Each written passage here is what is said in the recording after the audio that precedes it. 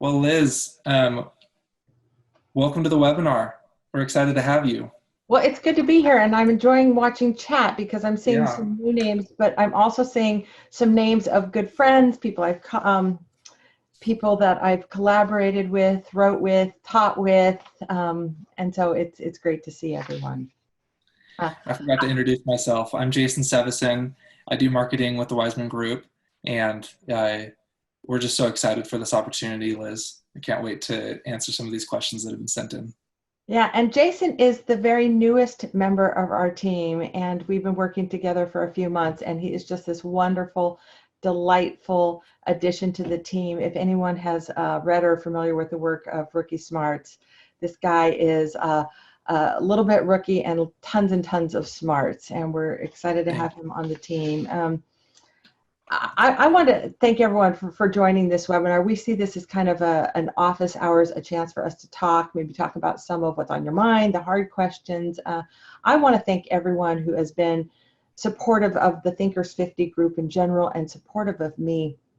It was about 4 years ago that I was first invited on to this Thinkers 50 list, and it's been a really important community for me to be involved in. It's been a way of elevating some of the ideas and the research, and it's been a chance for the idea of multipliers, these ideas that come out of Rookie Smarts, to get shared with a broader group, a bigger group, get a little bit of oomph behind them. And I have been able to take these ideas into new countries, into new industries, because of this association with Thinkers 50. So it gives us a chance to do our work on a bigger scale and have a bigger impact.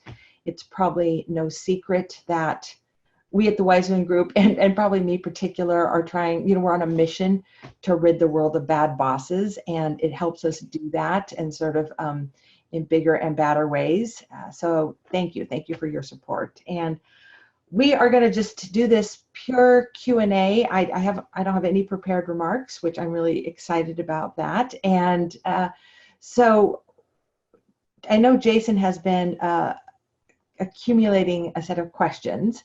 And so we maybe start with those, but we invite people to ask your questions on chat. Jason, how do you want people to do that? Yeah, so I mean, maybe you could just, as we're talking, feel free. I can scroll through all the chats. If you do have a question, we can have you chat in, and if there's more of a dialogue needed, feel free to make a note of that, and we can have you chime in through audio. As I think Dr. Jim Selner brought up, that is definitely an option if there's more context needed than through chat. So I'm going to stop sharing this this image. That way we can see Liz's face a little bit better. And I know that she has that whiteboard in the background in case there's any drawing needed. So that'll give you all a chance to see that better. Okay, I'm going to make this live on Facebook as well. That way, in case any of our fans on Facebook want to see, they can. So Liz, question number 1. So this is from Sheila. And Sheila, if you're on the call, feel free to, if there's more context that you'd like to give or more you'd like to add, just raise your hand. There should be a raise hand button at the bottom of your video, or chat in, either way, whichever is easier. So Sheila asks, Liz, your book Multipliers was very inspirational. How do you avoid letting diminishing tendencies creep up? Is there a special tactic? It's interesting. Everyone loves to learn about multipliers and diminishers, but when it comes to actually eradicating diminishing behavior, we find that the path of learning, the path of change, is really these conversations about accidental diminishers. Most people don't really, there are a few people, I wouldn't put myself in this category, but there's a few people who just love to get feedback, love to have people point out things that they're not good at. But I haven't really found too many people who aren't open to the conversation about their accidental diminishing ways. And so if you want to avoid having diminishing behavior creep up, turn the conversation to accidentally diminishing. And what that does is it allows people to talk about it, because people can bring this up. We find that organizations that make the biggest movement towards multiplier leaderships are not the ones that talk about multiplier leadership. Strangely, they're the organizations that talk a lot about diminishing, where diminishing is out in the open air. And so if you want to keep your own diminishing behaviors from creeping up, create an environment where it's safe for people to point out accidental diminisher behaviors. Where people can say, hey, Jason, like, you're rescuing me, I don't need a rescue. Like, whoa there, slow down, cowboy, I'm okay, I'm not a damsel in distress. And say, look at Jason, you can see his face already. It's like, yeah, no, it's very easy to do as well. And it makes it so it's a lot clearer to know, like, that I'm doing something wrong. It's so easy to miss it.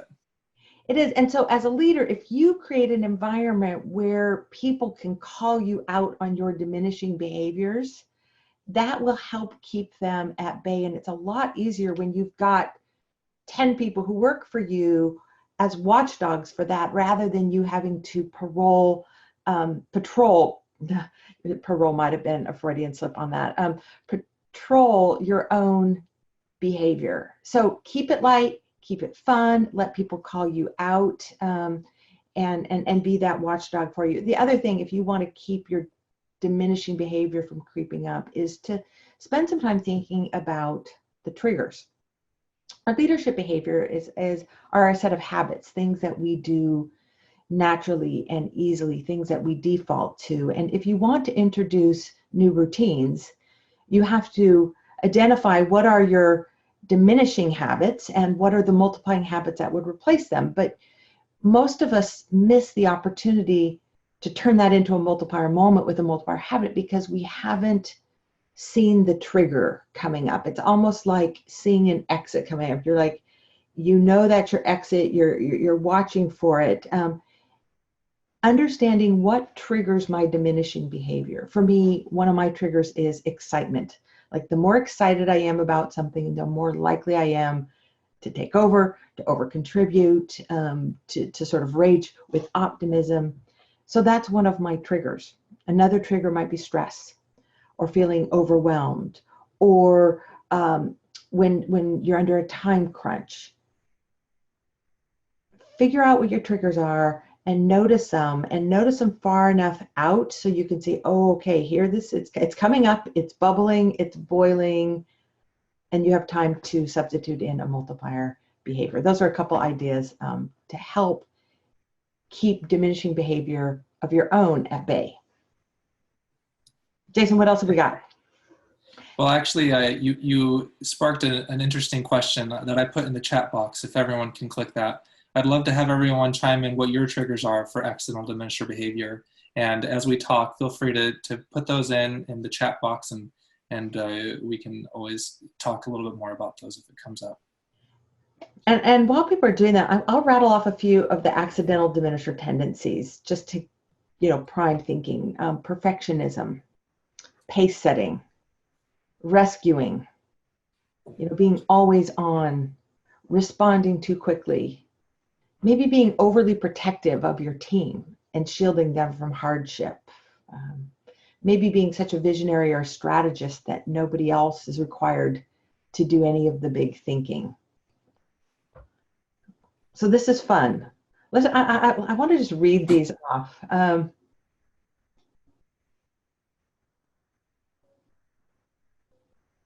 Oh yeah, particularly when one has expertise. There was a time in my career where I was managing teams of people where I had very, very little expertise in what they were doing. And I think I was absolutely at my best as a leader because those diminishing tendencies were naturally kept at bay.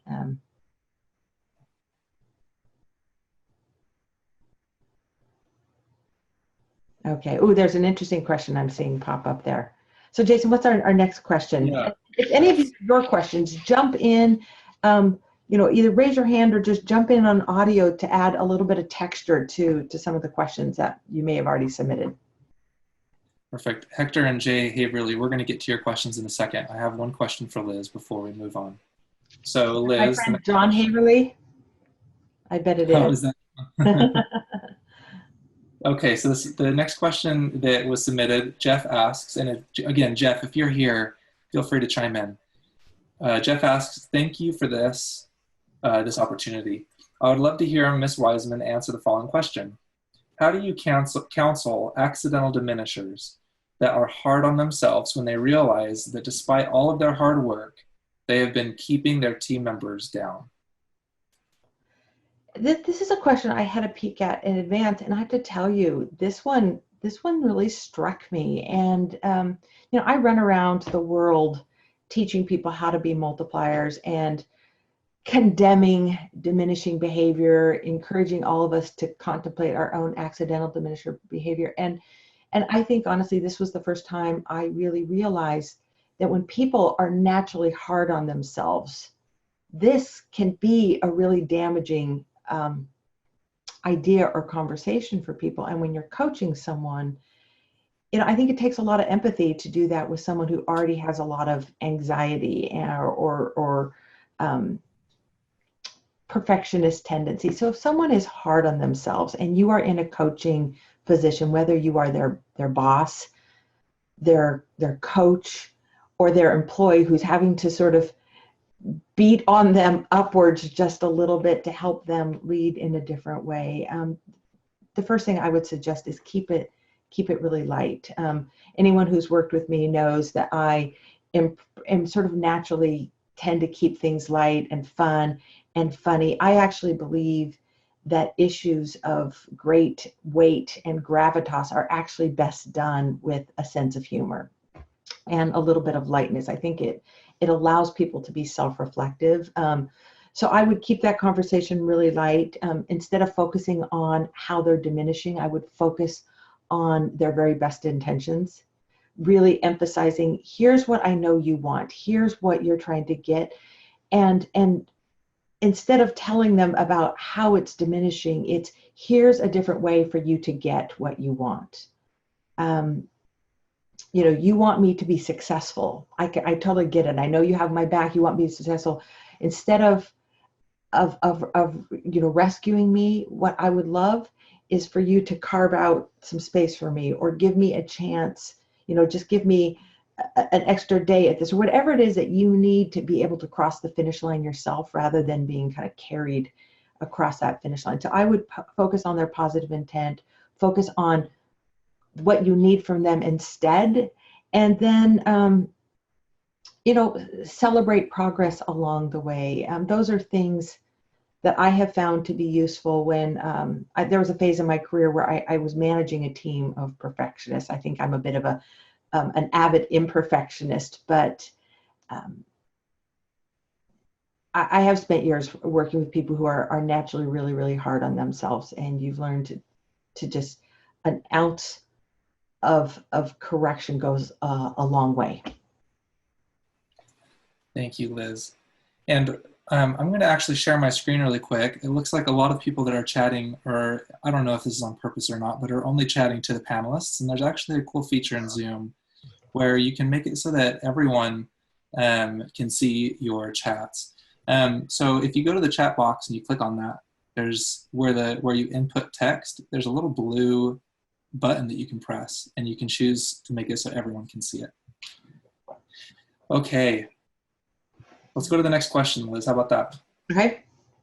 So the third question, Henry asks, multipliers makes blindingly obvious sense.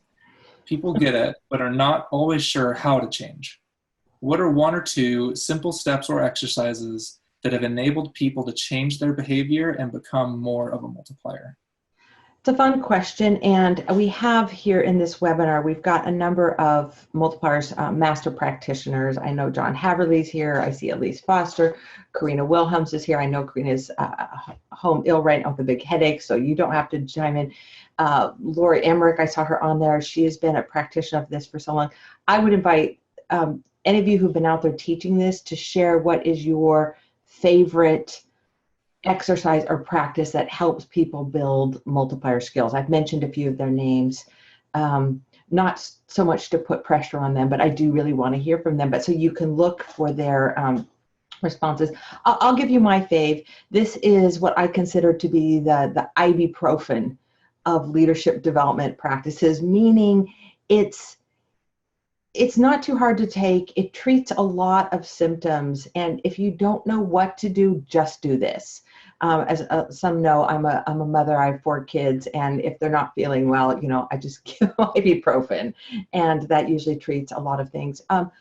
Would be to ask more questions, to tell less and ask more. And I would break the asking more questions down into 3 sub practices.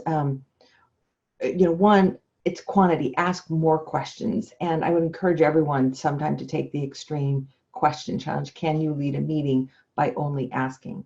But 2, learning to ask better questions. If you don't have, so in the new edition of the Multipliers book and Appendix E, all of our multiplier experiments, all these leadership practices, they're all in there. The one on asking more questions includes the question value ladder. If you don't have the book or aren't going to get the book, or buying the book is a hardship and you want this question value ladder, just email, info at the Wiseman Group. We will get this to you. But it kind of lays out progressively more valuable questions. So learning to ask questions you don't have answers to, learning to ask questions that challenge prevailing thinking, and then having a set of ready questions. One of the practices that we've developed here is to have, let me see, I'll put it up here to the camera, is to have back pocket questions. And I've assembled like there's about 10 or 12 of my favorite back pocket questions. And they include simple questions like, what do you think? What's your perspective on this? What might we be missing? Where might the data be misleading us? What are the risks and downsides? What are the things that we might regret if we take action? What might we be missing?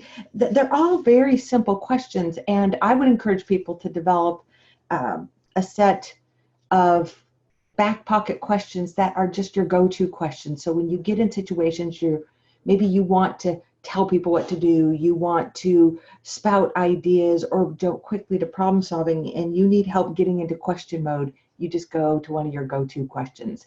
But I would say, to me, that's one of my favorite. Why don't we pause here? Elise says, questions is the best medicine, while keeping in mind there's a fine line between interrogation and intrigue. Find yourself on the right side of that line. Elise, I love that. Thank you, Elise Foster, who is my co-author for the Multiplier Effect and an incredible practitioner of multiplier leadership, and a really phenomenal coach, I should say. Another great back pocket question. Thank you, Tim. Why is this important to you? Yeah. Great, next question. And there's so many good questions coming through chat. I'm gonna try to be faster. And I don't think that we're necessarily short or constrained on time, I should say. So this might run a little bit over. Anyone, again, can feel free to hop on and off at any point. But we probably will go a little bit beyond the 30-minute mark. Okay, question number 4. Catherine asks, what if, and Catherine, if you're here, please chime in.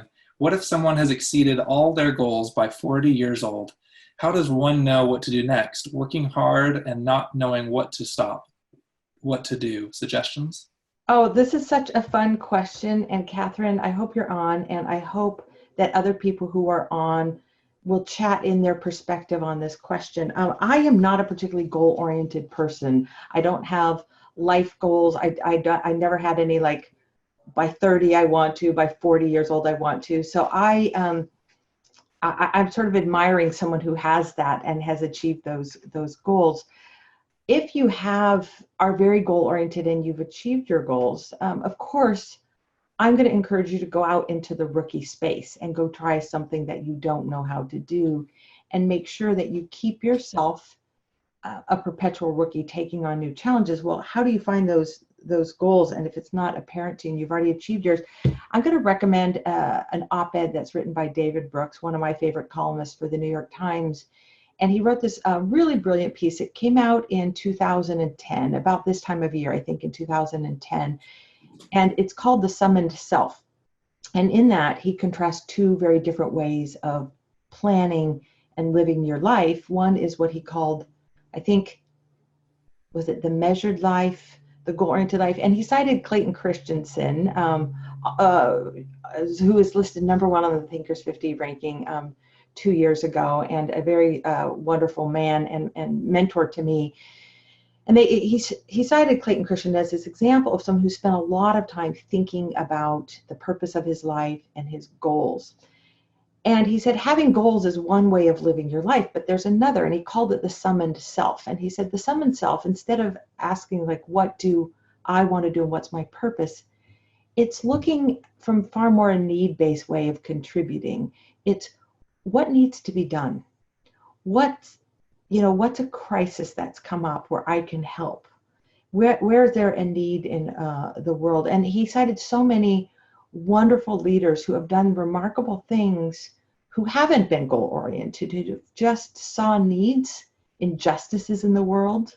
Gandhi riding that train, I think from South Africa, and seeing that there was something amiss, something that needed to be done, and they could contribute. For me, this is much more how I've lived my life. Probably, I only have a couple life goals. One of them is just to be useful. And interestingly enough, the Multipliers work came out of me simply trying to be useful. I had this observation, I had an idea, I saw executives who needed help with this, and I thought, well, somebody needs to research this. So if you've achieved your life goals already, maybe look around and say, is there something where I, with my unique skill set and my native genius, can be of use? And you might find that you can be of use in a really massive way and have a big impact. I don't know, there might be others who are chiming in on that. Yeah, there is. Mike actually chimed in, and it wraps up the question pretty well, where he says, if you've reached your goals by age 40, rewrite the end of your story and reach for a grander vision that keeps you on track for being a lifelong learner. Yeah, that's beautiful. That was really well said. Mike, that was kind of poetic. Okay, what's next? Okay. Next, Casey, if you're here, chime in. Casey asks, there are still many leaders who practice bad management, but they continue to excel in their career. Why is that? Do you envision a day when people will display their leadership style, soft skills profoundly or proudly on their resume to help companies know what type of leader they are? Oh, that's interesting. So there's really two questions in that. The first is, hey, you know what? There's a lot of people who are still practicing bad management. Why are they successful?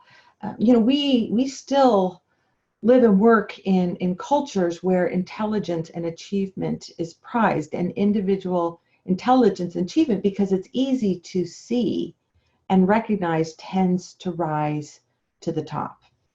And honestly, if someone were coming to me and saying, you know what, I want to be wildly successful in my career, I want to be rich, I want to be famous, I want to be powerful, like, should I go down the path of diminisher or multiplier?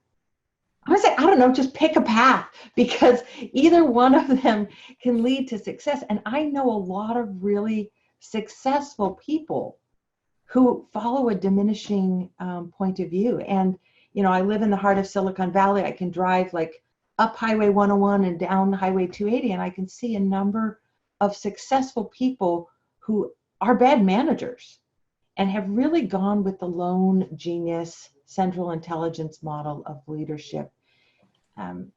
They come at an incredibly high cost to their organizations. They're fairly miserable to work with. That kind of leadership works well in certain kinds of business climates and environments, but more and more we're working in a world where it doesn't work. But they still exist. Part of why they exist in the corporate world is because these leaders, highly capable leaders who often suppress others, provide a degree of comfort. I did some more research for the Dealing with Diminishers chapter of the new edition of Multipliers. And this was a head of HR for a very high-flying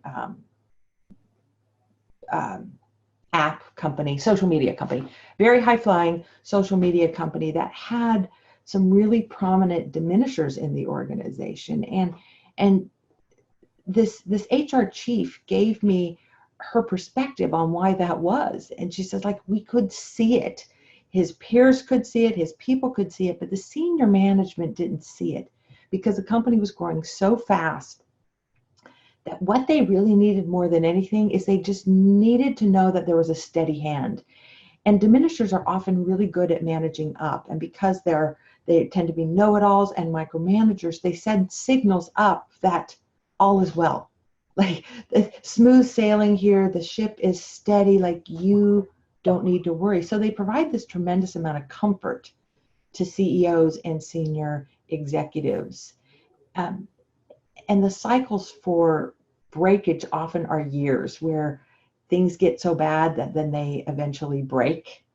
And we're seeing that happen with a number of tech companies, high-flying companies, where really bad management, it seems comforting at first, like we got this figured out, but when it breaks and it gets exposed, it really causes a sea change in kinds of leadership. The second question on that, will we see a day where people start displaying their leadership style as maybe like a badge or on LinkedIn or social media? I think we're already starting to see that. I hear from a lot of people who say, hey, Liz, I was in a job interview and they asked me what my leadership point of view was, and I talked about multipliers, or they asked me kind of like something about my work ethic or way I learn, and I talk about rookie smarts, and it got me the job.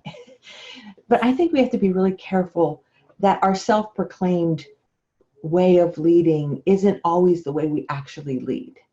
And we can become easily self-deceived in this. I hear a lot of people say, hey, I took your accidental diminisher quiz. Like, I'm not a diminisher. And they're very happy, like broadcast it as like, okay, multiplier right here.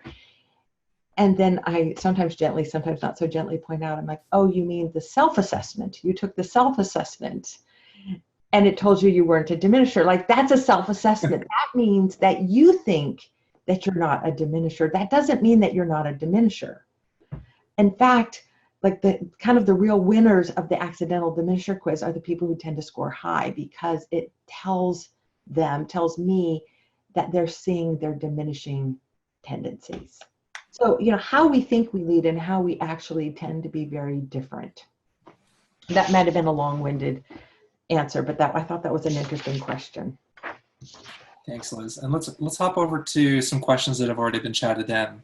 There's one that is short and actually seems kind of interesting. I'm curious about the answer to this one, Liz. And I saw something about a religious organization. That's bait. I have to take that. But yeah, with your question. Okay, so the one I'm going to ask is actually right below that one. So this is from Lori, towards the beginning of the chat, and she says, "What is the story of your worst boss? How did you respond to him or her?" Oh, I saw that question. I was going to hope we were avoid that question. Oh no. Because I'm pretty direct, and I don't know how to sugarcoat it. So if you ask me about my worst boss, I'm going to tell you about my worst boss. So my worst boss was just miserable. I don't know that I would say he was a diminisher, but he kind of tortured people. It was like psychological warfare going to work. And I would come home from work, and he would find out about things personally. He really took a personal interest in people. He would find out things about you, and then he would use those things against you. And he did it to all the members of his management team, and it was just torture to work for him. And I would go home and I'd tell my husband, I can't do this. I can't work for this guy any longer. He's crazy. And my husband would always say the same thing. He'd say, Liz, if this guy is as nuts as you say, like, he's not going to make it in this organization. This was a rapidly growing company. And he's like, Liz, just like go back to work and slay the dragon, so to speak. And he would just say, like, outlast, outlive, like I think there's a Hamilton lyrics like on that. And Karina, if your head isn't hurting you too bad, you probably have that lyric memorized. You can throw that down into chat. And I did. And I just kept going back because I loved my job. And eventually it did get to the point where I couldn't work there anymore. But meanwhile, I had been contributing and I had been doing pretty good work. And I eventually went into his boss and said, you know what, I can't work here anymore. This this person is such an ineffective leader. And for me, I thought it was the end of my time there in the organization, not necessarily the end of my career, but I was willing to give up my job. And 2 weeks later, he was gone. They had fired him because they really dug in and found him to be a really sort of a destructive force. And it surprised me. I didn't think that would be the outcome, but my husband's advice was just keep going to work, do good work, kind of outlive, outlast a bad boss. And sometimes you have to do that. But I was willing to quit. And, quitting, particularly a diminisher boss, might be the best one. Okay, thank you, Karina. Look at you, outlast him quick, get out fast. Chicka plow. Pretty good for being sick. Thank you. Thanks, Karina. So did you want to respond to that question, Liz, that you mentioned? I do want to respond. I can't remember exactly what the question was, but Yeah. How does this apply to religious organizations? Yeah, what's your experience and insights with religious organizations? Well, and I want to talk about multipliers in particular because the idea of multipliers has actually been really resonant among church and faith-based organizations. And, one of the ways that you might spot diminishing leaders and diminishing cultures are those that are bullies, bossy, narcissistic, tyrannical kinds of leaders, really kind of harsh cultures. But we find that actually sometimes the diminishing is greatest in really pleasant cultures and nice cultures. And I've worked with several faith-based organizations, and many of them share the same problem, is they're nice and people like each other and want to be nice, and people don't want to give harsh feedback, and they can often fall victims to Kim Scott, who's got a new book out, Radical Candor, has a term for this, and it's like toxic niceness. Someone's going to help me with this term. I know someone on this chat has read this book, but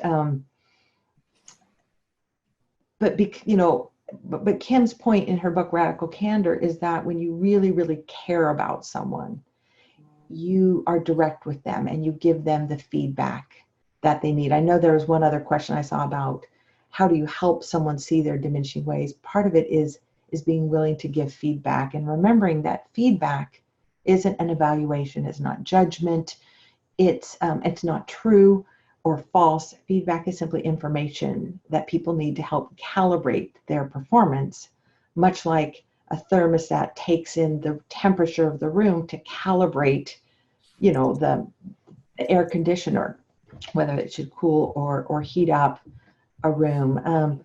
So religious organizations are prime for diminishing, and actually some of the diminishing that happens in these organizations is the most insidious.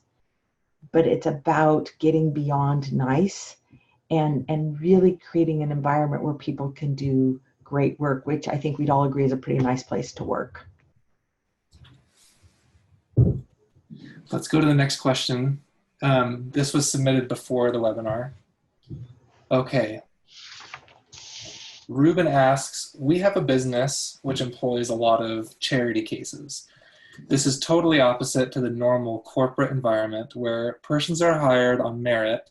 Rather, our business has employing family and community members. So they employ family and community members. Okay. And by the way, we aren't a nonprofit.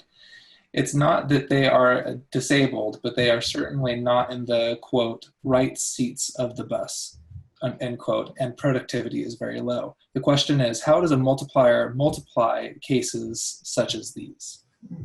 Yeah, how do you, it's easier to be a multiplier if you can pick your team and you can assemble a bunch of really brilliant people and find their brilliance and put it to use. But what do you do if you inherit a team? What do you do if maybe the talent pool doesn't seem quite as rich as you want it to be? One, I would point you to a story in the Multipliers book. It's in the Talent Magnet chapter, and it's the story of Hexel Pharmaceuticals, they were a generic pharmaceutical maker before they got purchased by Novartis, maybe. Got purchased by Novartis for $2 billion. it was started by these two brothers, Andreas and Thomas Strungman, and their talent pool was like a village outside of the city of Munich in Germany. And so they weren't bringing in world-class talent. Their talent was just, whoever was in the local town. And they had this amoeba model where they let problems flow to whoever was interested in doing it. And I think they're a great example of really building something amazing out of just a typical, I wouldn't say average, and certainly not below average, but just a typical talent pool. I think there's a couple of questions that are helpful here. A lot of us, when we feel like we're working with people who aren't maybe really capable, or seem like somehow like they're not smart, not maybe the top talent, is we often find ourselves asking this question, wow, is this guy really smart? Because we're probably thinking, well, he's not very smart, and we're questioning somebody's intelligence. A better question, and it came from a reader of the book. She was taking a multiplier challenge, not so sure about some guy who on her team who didn't seem that bright. And so she changed the question and she started asking, in what way is this person smart? I think this is such a profound shift and a profound question. So if instead of saying gee, are these people smart or talented, in what way is each one of these people talented? And this is where I did want to draw a picture, instead of pining for this kind of top talent,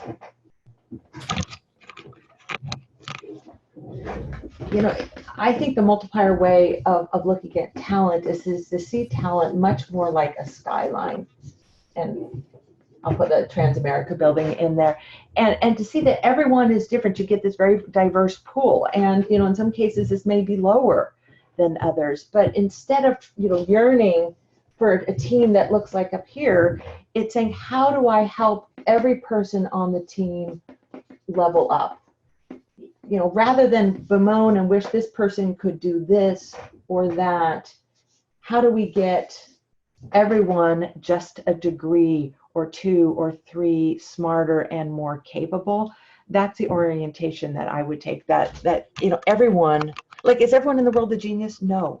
I think we actually have a fair bit of evidence that says no, not always, but all of us have a genius, something that we bring, an intellect, a talent. It might be very different than our own. And what is that talent, and how do you help everyone on the team level up with the intelligence that they bring? Perfect. Thanks, Liz. So there's a question. Questions on chat. Yeah, so Barry actually chatted in the question. He says, my organization is big on claiming a focus on situational leadership. How do you dovetail multipliers approach with this type of environment? One of the multipliers that I first encountered, George Schneer at Intel, and if you've read the book Multipliers, this example is on, it's one of the very first, it's probably on page 5 or something. I'm going to find it right here. A Tale of Two Managers on page 8 and 9. George Schneer, and he was one of my favorite examples of just this very, very clear multiplier leader. And he told me that he learned to manage using situational leadership, and it was a really, really helpful framework that allowed him to kind of hold the reins in a little tighter when people were newer and maybe had lower skills, but allowed him to kind of let out the leash and when someone had demonstrated capability. And he found it very helpful. And so I think it is quite compatible. Here's the caveat that I would put on it, and it really comes from my research with Rookie Smarts, is that I think we often grossly underestimate the capability of new people. I think we operate from this assumption that people have to put in years of experience before they get good at something. And we now work in a world where things are changing really, really fast. And having experience isn't always an advantage. Sometimes the advantage comes through the inexperienced. And I think leaders need ways to give people who are new to the organization, new to a role, new to the workplace, far more free range than we typically have. So I would say I think it's compatible, but with a major caveat that we should look at newcomers and be able to see their brilliance and give them direction.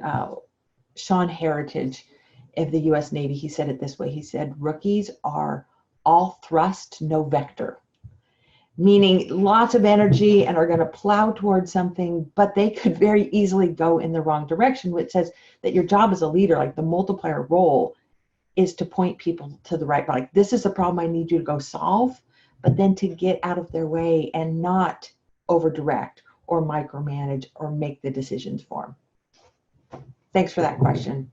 Yeah, thanks, Barry. There's another question sent in. MLO024 asks, I'm going through your book Multipliers and running the Native Genius activity with my team. Thank you. Yes. We're struggling to find native genius examples. What are some more examples of native genius? Now, do you mean by, so you're going to have to chat in a response to this, or would you just turn your audio on and jump into this? When you say examples of native genius, do you mean descriptors for people's native genius? Like I'm a bit of a synthesizer, somebody else might be a bridge builder. Is that what we're asking about? Because I don't want to go on and on about that if that's not the question. Okay, MLO is on. Hello, Liz. This is Megan. How's it going? Hi, Megan. Good. So I'm from American Family, and you recently came to Madison, so thank you for that. Your book is really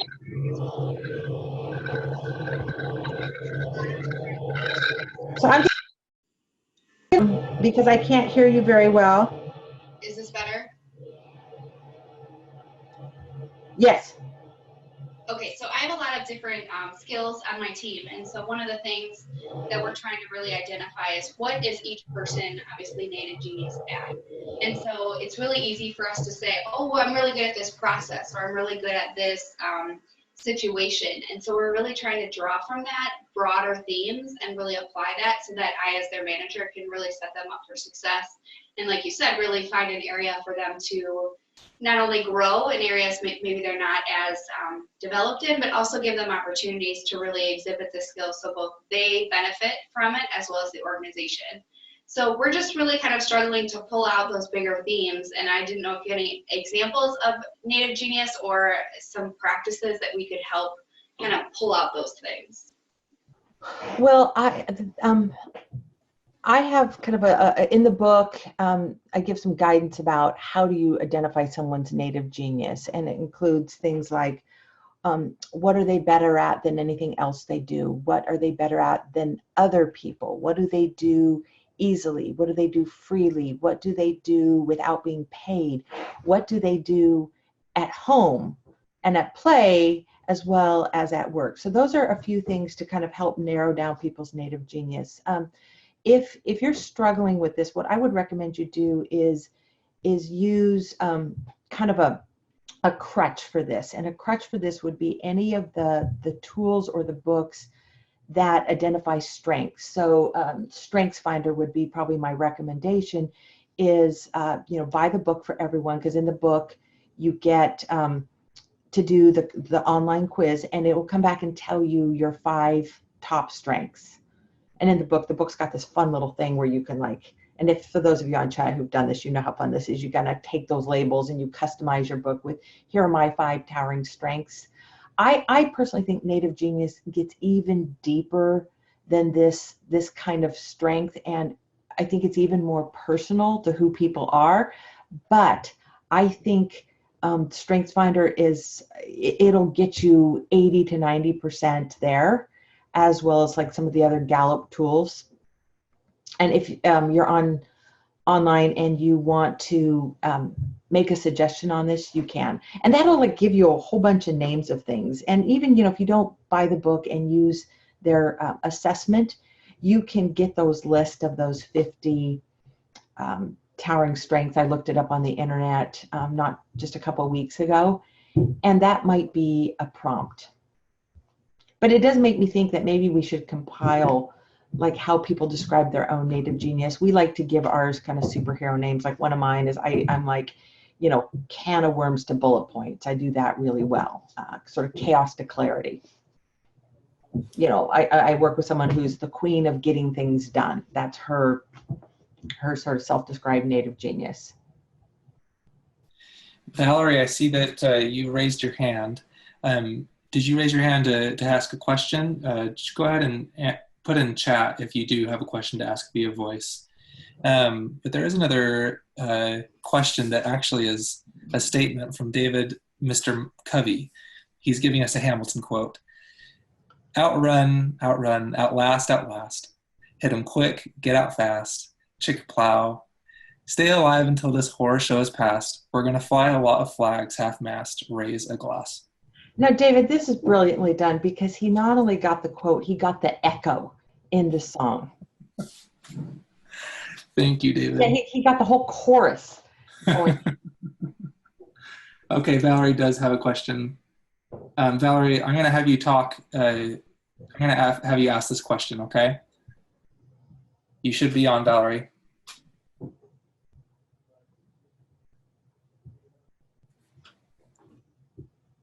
If you're there, Valerie, we can't hear you.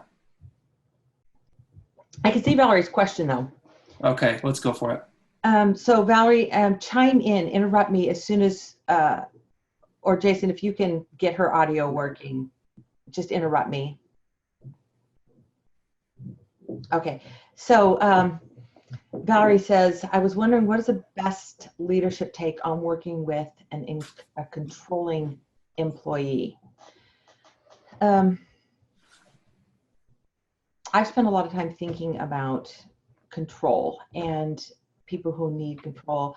I think at the heart of the concept of multipliers is the idea of control. And it's not that control is evil. I think actually at the heart of the concept of multipliers is that control is actually, it's fundamental, it's innate, it's constitutional, it's divinely appointed, however you might want to look at it. I think from everything I see, like, we as human beings have a deep, deep innate need to be in control. Like, most of us don't like being out of control. In fact, it's like where anxiety and stress breeds is when we feel like we're not in control. Now, where it goes from sort of holy to hellish is when our need for control moves beyond ourselves and we start exercising it on other people. Like the fundamental idea in multipliers really is to acknowledge people's own need to control their work, to control their thoughts, and to respect that and to keep control with other people. So let's look at the scenarios. Let's say you've got a really controlling boss. Like, one of the things that people, and this answers, I've seen a question comes up like, how do you deal with diminishers? And then we'll get to controlling employees. If you've got a really controlling boss, they're going to micromanage you, they're going to smother you, they're going to sort of delegate half pieces of work. And our natural reaction when someone is controlling of someone else is judgment. In some ways, it's holy judgment. Like, you shouldn't be doing that. You're trying to usurp my agency, my control over self. And so we hold them at bay. We push them away. We deem them to be bad managers and often bad people. And what happens is it just spawns this diminishing cycle, as because if you take a controlling boss and you push away a controlling boss, what is that boss likely to do?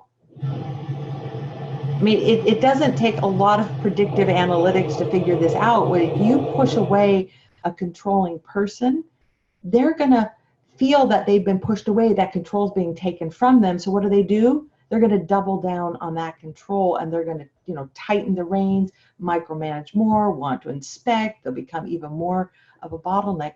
If you've got a controlling boss, what's the best thing you can do for him or her? Is give them control, inform them what you're doing, give them status reports to alleviate their anxiety about being out of control. And when you do that, it's funny how when you let a diminishing, controlling boss in, they often give you a lot more space. Now, I should probably acknowledge that there are people and maybe some here on this call, who are dealing with people who have really truly dysfunctional needs for control and clinical levels of whether it's narcissism or things where letting them in might not be the best strategy. But if you've got your average vanilla run-of-the-mill controlling boss, trying to take away control from them will only make the problem worse.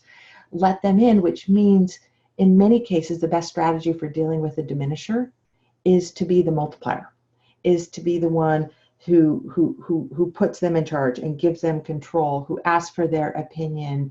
Any of the ideas that we can take from multipliers about how we need to be with our teams and the people who work for us can also be used upward. And it doesn't change that person. It's not transformative of them. It's transformative of the situation. We can't change that person, but we can change our response. Same thing with the controlling employee. I just had one. I teach an early morning class of high school students, and there was one student who was just being particularly controlling. So this controlling student would be akin to a controlling employee. And one of the things I had to do is sit down with him and help him see that he wasn't in charge of the class. I was in charge of the class, and I was willing to do my job. And he wasn't in charge of any other students. He was only in charge of himself, but I needed him to be fully in charge of himself. So helping people who are controlling, like, get centered, which is be in control of yourself, but respect the need for somebody else to be in control of themselves. I don't know if that hit on the issue, Valerie. If you've got a further question or comment or something you want to add to that, please jump in either on text or voice. Yeah, Valerie, I've unmuted you. I'm not sure if you muted yourself, but you can feel free if you'd like to add anything to chime in. There's another question. H. Short asks, we gave copies of multipliers to our entire leadership team, about 60 people, in August. In February, so I guess that's like 6 or 7 months from when they got the books. So in February, we plan to do a session on accidental diminishers. Any suggestions as to a good activity to do? Well, I'll share one, and I've got a couple practitioners who I think joined the call who might share their favorite as well. I like putting people in amongst their ilk. So teeing up some of the accidental diminisher tendencies, and there's lots of ways to do it. I missed this first part of the question, but I'm wondering if he was working from the second edition of the book. So the first edition of the book introduces the idea of accidental diminisher, but doesn't give you a lot. He says yes. Okay, so in there is a chapter on the accidental diminisher, and that chapter might be a good primer for that conversation. Another good primer for the conversation is to have people take the "Are you an accidental diminisher" quiz. But whether it's give people pre-reading or just lay out, here's some of the ways that we see accidental diminishing happening, but giving people a chance to self-identify and then pick a remedy. My favorite is to put people in their ilk, meaning I introduce the idea guy, always on, the rapid responder, and then we just put signs, so I might put, okay, here's rescuer corner over here, and we have all the people who are rescuers go over there, the pace setters, and we give them a few minutes to just talk amongst themselves. And these are not walks of shame. People usually very excitedly go over to their group. They talk through, like, what is it we do? What do we do? Why do we tend to do it? What could we do differently? And per our earlier conversation, I might encourage people to identify, what's your trigger? What triggers you into this kind of behavior? And if you put a group of rescuers in it, and pace setters and idea guy, you do run the risk that they can't see out of this thing they do, but my experience is most of the time they absolutely do. Another one of my favorite activities is to have people identify their accidental diminisher tendency. We have a little tool that we use at the Wiseman Group, this little pick list, where they pick their accidental diminisher tendency, and then they pick a multiplier experiment, a practice that they could try to become a better leader. They do it for themselves, and then they take their piece of paper where they have self-identified and they exchange that piece of paper with a colleague, someone who works with them. So I might say, okay, I'm a bit of an idea guy, and I'm going to take the ask the question challenge. If I give it to a colleague, he might say, Liz, actually you tend to be a rapid responder. Like, you're very quick to react to questions and to emails. And I actually did have someone say that to me about 8 years ago. And I'm like, wow, I didn't know that. And because of that, I started this practice of a 24-hour hands-off rule, which is if I receive an email. So if anyone here on this call sent me an email, but it really was an issue that someone on my team or someone else was in charge of, you wouldn't hear from me for 24 hours. And you probably wouldn't hear from me at all, because I would wait 24 hours for that other person to get a chance to scoop that issue up and respond. And if they didn't, I might toss it over to them saying, hey, you know what, this one's yours, not mine, and give them a chance to do it. Now, if they're unable to, in 24 hours, I might jump in and say, okay, this needs to be reacted. But those are two activities I would suggest if you're trying to raise awareness of accidental diminishing. But most of all, if you're going to have this conversation, I recommend you keep it fun and lighthearted. These aren't judgments and accusations. They're fun ways for us to see how our best intentions go awry. And they're a chance for us to laugh at ourselves, because the more that we can laugh at ourselves at this, the more it keeps that dialogue open where people can say, Liz, you are in optimist mode right now. I laugh at myself. Look at Jason's face. See, Jason's got one of the best smiles out there. Like, you can just go like, oh, guilty, like, and correct it before it turns into a diminishing dynamic. And I can adjust and turn that into a multiplier moment. And that was Heather, by the way, that asked that. She said, great suggestions. Thank you, Liz. This is Heather Short.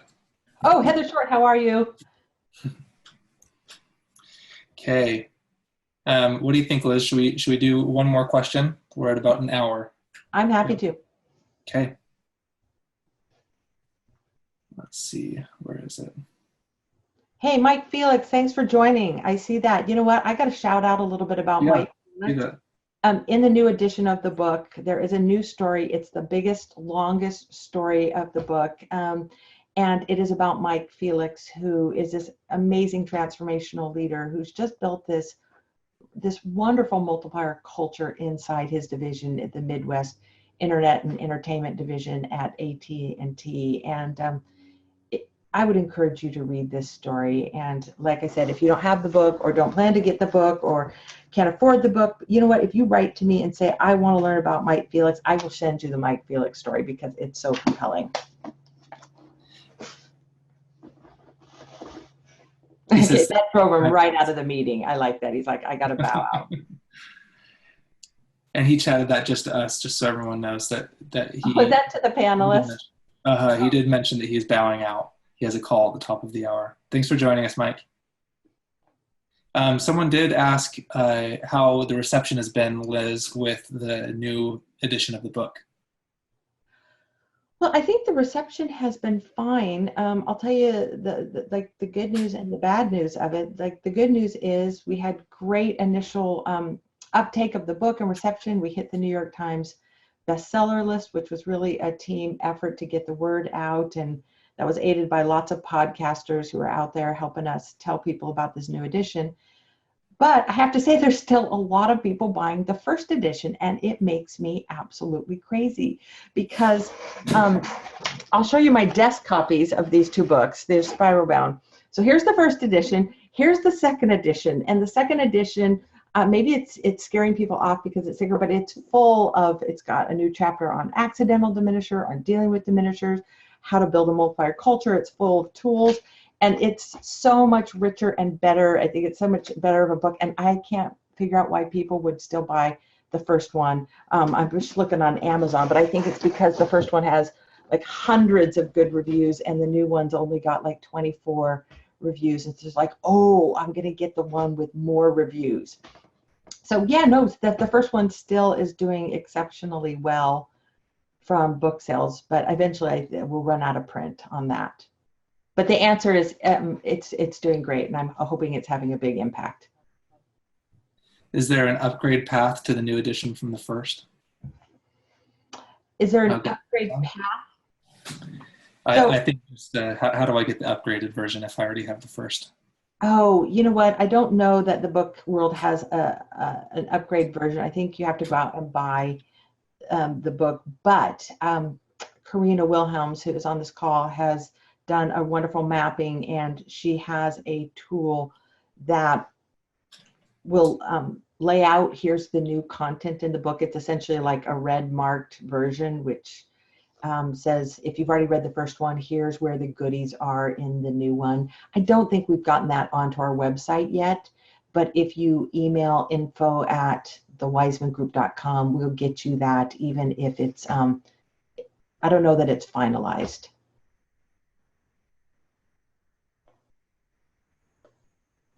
Karina says almost. Karina Wilhelms it was my collaborator, and just she and I worked on the second edition so closely, but she has been battling a miserable virus for the last few weeks. So we're slow on a couple things. Liz, maybe we could just scroll through any of these chats and see if you want to respond to anyone or say anything, any shout outs. Trying to see if are there any questions we didn't get to that are now like buried in this chat stream. If your question was important to you and we didn't get to it, would you just copy and paste it? I'm assuming that's doable, down into the current place of this chat stream so I can see it.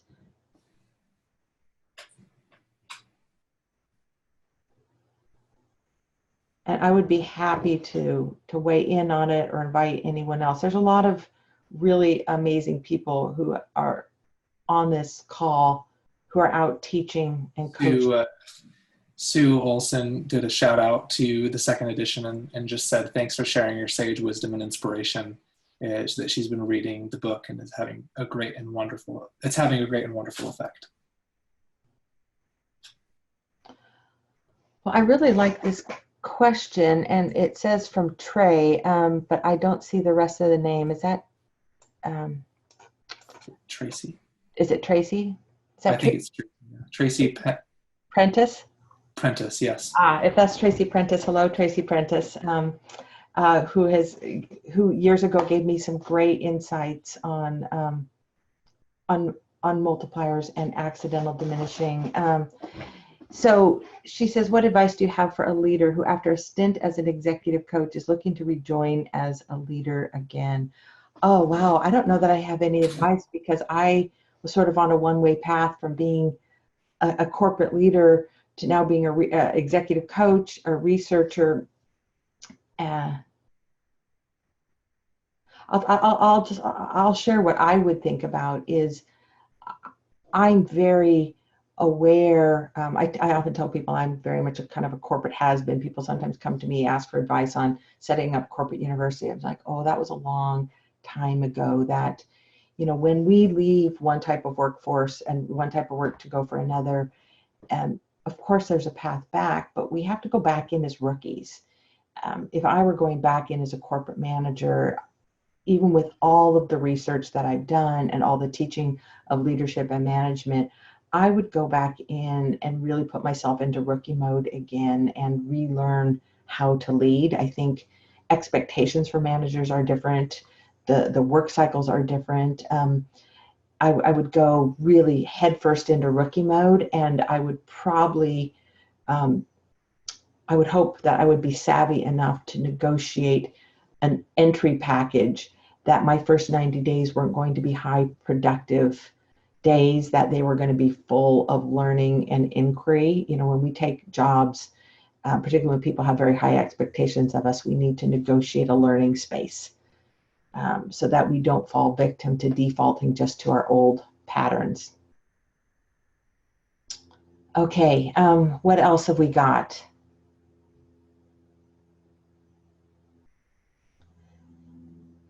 Jason, you want to pick a question or two? Sure. So, Cassandra, How do you work yourself into a leadership role where others have already been there for so long? I'll be in a role where I'm following up on leaders and associates, and I'm worried I'll come off as trying to be all-knowing. Oh, you know what, Cassandra, do you want to put yourself, activate your audio and tell us a little bit more about that?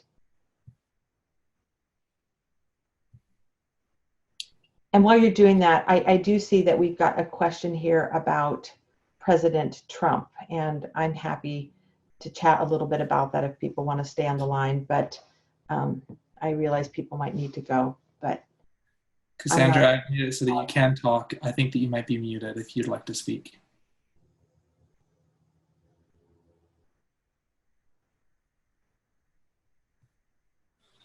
I'm wanting to know from Cassandra, what's the worry that she might be perceived as a know-it-all? Because the way I read that question is, hey, she's kind of the new kid on the block.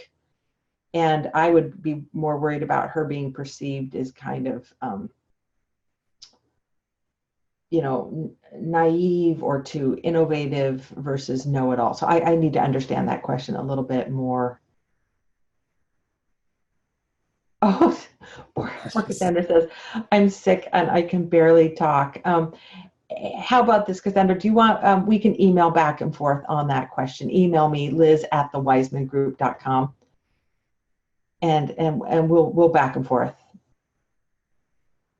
Okay, and you know what, Jason, I saw here there is a question about President Trump, but I don't know what the question is. Yeah, let me read it to you. So he says, Trump, people complain about current politics. Do diminisher leaders help to remind us of the dangers of diminishing? So does Trump remind us, if Trump is a diminisher, does he remind us of the dangers of diminishing? Well, I would hope so.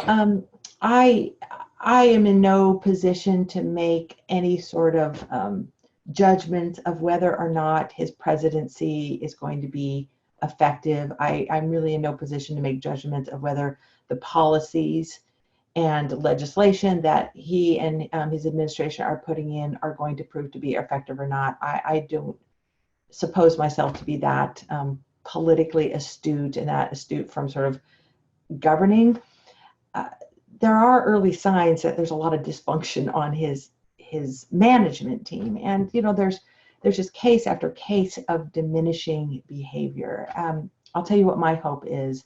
My great hope for the Trump administration is that I certainly don't want to see our government implode. I don't want to see one side of the political spectrum injured, wounded, tortured. I think this political jockeying that we're seeing in this divisiveness isn't doing anyone any good. But I do hope that we see the downsides of some of the diminishing leadership practices, because we're seeing them at the highest levels of our government. And I think what we are going to see, I have my personal opinion on this, but I think from an evidence point of view, the jury is still out on this, is we're really getting to test out how far someone can go, a leader can go with a diminishing leadership style, with a follow me, I know best.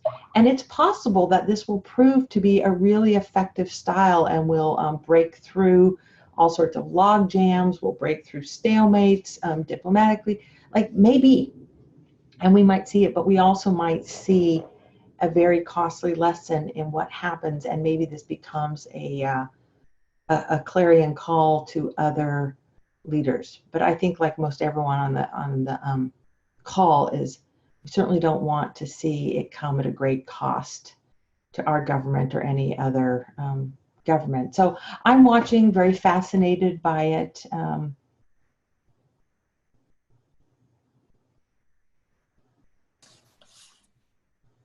Okay, here's a last call for any voice questions. If anyone wants to be able to Or speak. something more uplifting for us to end on. Sure. Yes.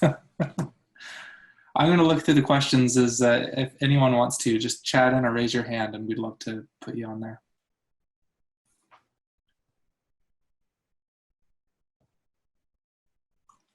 Okay. And I want to say, Sue, thank you for sharing that Stanford podcast. I assume that's the the Power of Not Knowing podcast. So thank you if you have shared that with your team. Kirsty, is that Thompson? Thomas? Yeah, Kirsty Thompson says, uplifting. Liz, I love that you embody multipliers. Even in a QA session, you ask rather than answering. In a learning and development, there are lots who tell us the road to mastery, but few who exhibit it. Thank you.